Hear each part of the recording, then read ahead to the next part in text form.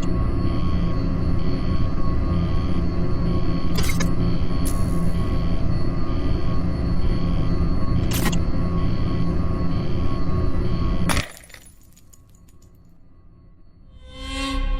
you know how your nightmares aren't real?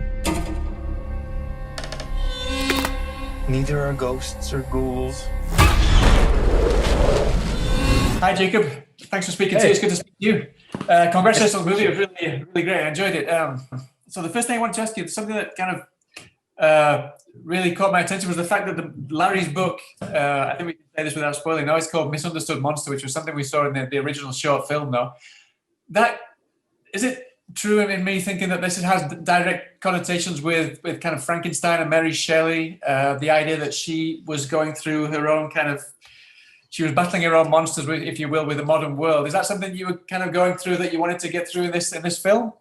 Yeah, you're the first person to mention Frankenstein, actually. I mean, Frankenstein absolutely is an inspiration. It's a film, I saw the original film when I was a young kid, and I think it really did sort of have a big influence on me because it was, Frankenstein's monster was a character who was terrifying and was hurting people, but didn't mean to, right? Like, he was well-intentioned, he meant well. And some of my favorite villains of any films are ones that you really connect to and you can sort of understand, even though they're also terrifying. And so absolutely the idea of Larry being a misunderstood monster, is inspired by both Frankenstein and sort of any villain that we sort of have in our repertoire of horror movies that really is someone you understand.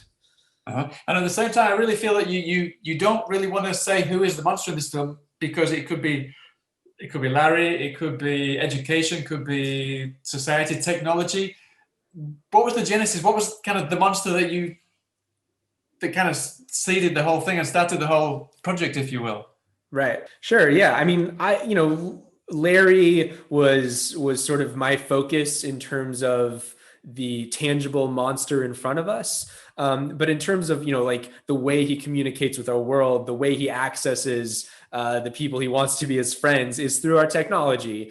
So of course, technology became sort of this thematic connection point between all the characters in the film and Larry. And I think, look, technology is not inherently evil, right? Like, I think we all are addicted to it. We all need it. We're using it right now. But it can lead to some dangerous things. And Larry is just one of the many, terrible things lurking beyond our screens.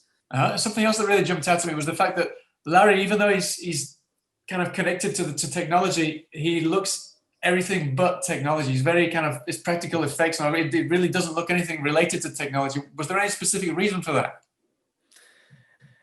Yeah, the reason I wanted to make Larry a big practical puppet was precisely because he was coming from technology. If he sort of looked like he was more visual effects, I think it wouldn't quite have the same terrifying impact, and I think it would make it feel like it was about the technology more than the monster. And I'm working with these amazing young kid actors, and so getting to scare them with a big actual monster in front of them, I think led to some amazing, very real reactions that I just don't think would have been quite possible if we were doing it all with visual effects.